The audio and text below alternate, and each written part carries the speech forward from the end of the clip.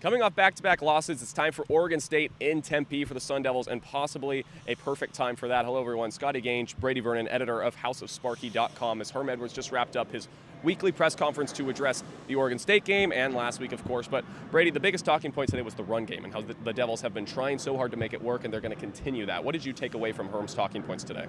Obviously, Herm talked about how that they changed gap schemes. Benjamin mentioned that in the post-game press conference against Washington, that Herm just knew something had to change. He's always said that good teams that travel well have a good defense and a good run game.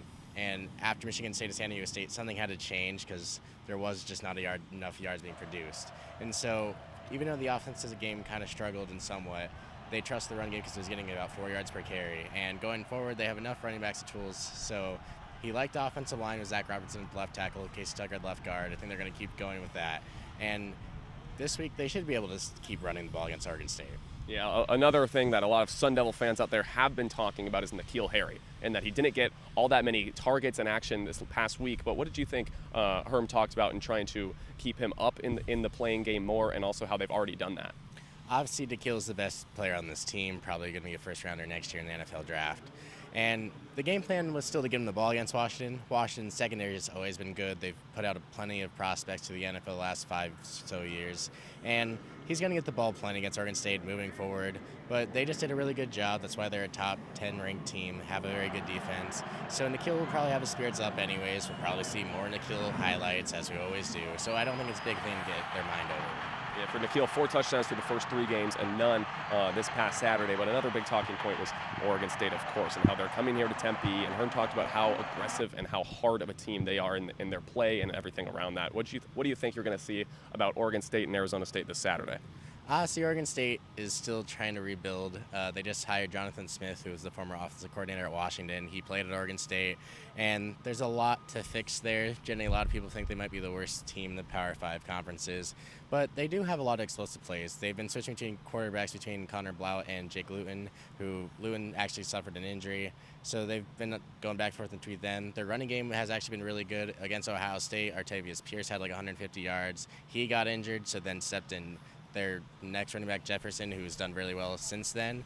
So they have plenty of little bit of talent. I think we're going to see a lot of points in this game. Like, is Oregon State going to be able to catch up with them? I don't believe so, but it's nothing to just say, oh, we're going to shut them out, win 56-0, something like that. They still have to play the game. What can we expect out of Arizona State Saturday? I think you're going to see a lot of yards. I think this is finally going to be the first game where the passing game and the running game both Cornhill.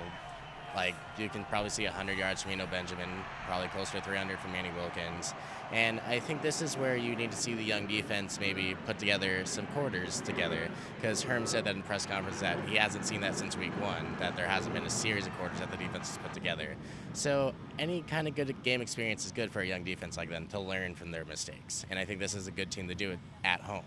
Yeah, Herm talked about the 3-3-5 and how it's in years to come will be a very special offense. But the thing that worries at least me and probably lots of Sun Devil fans out there is, how about now? What is the 3-3-5 doing right now? And in the past 2 weeks, they've struggled, giving up 27 points and a number of points against San Diego State. What do you think they can do to improve coming home against Oregon State? Obviously, a lot has been talked about is assignments and alignments. Against San Diego State, that was a big thing that they were struggling against the run. Like, guys just weren't lining up in the right spot. There was a bunch of coverages blown last week. The young safeties in Sarah Crosswell and Frederick Langston, both of them kind of just didn't know where to go in certain places. Play action really got to them. And again, I think most of it's just an experience thing. It's the first year the defense is going to be learning processes. The guys are really young. It's first time in Division I football. So we're going to keep seeing that through the whole season, because that's just what happens when there's a new system in. Yeah, lots of energy in Sun Devil Stadium here for the first game of the season, of course, and especially Michigan State. Do you expect to see the same thing against Oregon State, or do you think that there's going to be less Sun Devil fans or just less energy surrounding the field here? Gonna think it's a little bit less, because Oregon State might think just Oregon State team might win, but since Michigan State was a ranked team. But it'll be interesting because we're coming off 2 road losses. Will the fans still be involved in the Herm Edwards hype train? We have to see that, and that's another thing with this whole coaching scheme is, like, do people still believe in them even after 2 losses? And it's still early, but we'll see. Yeah, we will see, and we're going to have to wait until Saturday night for that. One more time, he's Brady Vernon. I'm Scotty Gange, following the Herm Edwards weekly press conference